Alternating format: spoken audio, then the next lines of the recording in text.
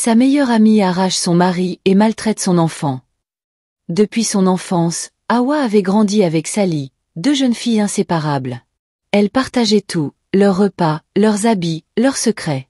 On disait même qu'elles étaient comme les deux doigts d'une même main. Quand Hawa s'est mariée avec Idriss, un jeune cultivateur travailleur, elle a continué d'ouvrir son foyer à Sally. Chaque soir, elle l'invitait à manger, chaque fête, elle lui prêtait ses plus beaux pagnes. Les vieilles femmes du village l'avaient pourtant avertie. On ne partage pas son foyer avec son ami comme on partage un panier de fruits. Ce que tu crois être de l'amitié peut cacher de la jalousie.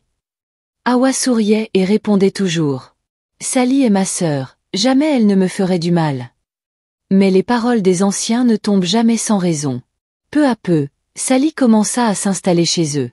Elle aidait à la cuisine, plaisantait avec Idriss, et passait même plus de temps dans leur maison que dans la sienne. Les voisins voyaient clair dans son jeu, mais Hawa, aveuglée par l'amour qu'elle portait à son ami, n'y voyait rien. Un jour, alors qu'Hawa revenait du marché, elle surprit son mari et Sally, assis très proches, leurs regards trahissant une complicité interdite. Son cœur se serra, mais elle préféra se taire, croyant encore que ce n'était qu'une illusion. Quelques mois plus tard, la vérité éclata comme un tonnerre. Idriss annonça devant tout le village qu'il répudiait Hawa. Pire encore, il affirma qu'il voulait désormais vivre avec Sally, celle qu'Hawa appelait sa sœur. Le choc fut insupportable. Hawa sentit le sol s'ouvrir sous ses pieds. L'homme avec qui elle avait bâti sa vie, avec qui elle avait eu un enfant, choisissait son ami. Mais la trahison ne s'arrêta pas là.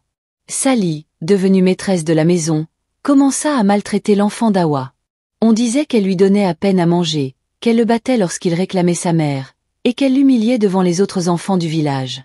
Hawa, chassée de chez elle, errait comme une étrangère dans le même village où hier encore elle régnait dans son foyer. Les voisins, certains compatissants, d'autres moqueurs, murmuraient. Nous l'avions prévenue. Mais elle n'a pas voulu écouter. Un soir, lorsqu'Hawa tenta de reprendre son enfant dans ses bras, Idriss et Sally la rejetèrent avec violence. On la traita d'ingrate, on l'accusa même de sorcellerie, comme pour justifier son rejet. Idriss, aveuglé par l'illusion de sa nouvelle compagne, la fit chasser et la fit humilier devant tous.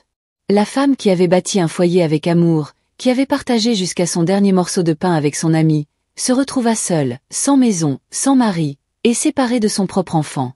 Le destin l'avait frappée avec cruauté, mais il lui avait aussi enseigné une leçon gravée dans son cœur. L'amitié ne se mesure pas aux sourires partagés, mais aux intentions cachées. Tout ne doit pas être offert, car certains cadeaux nourrissent la trahison. Cette histoire t'a touché? Alors abonne-toi à Africa Story pour que nos mémoires ne meurent jamais. Chaque like, chaque commentaire, c'est une parole d'ancêtre qui revient à la vie.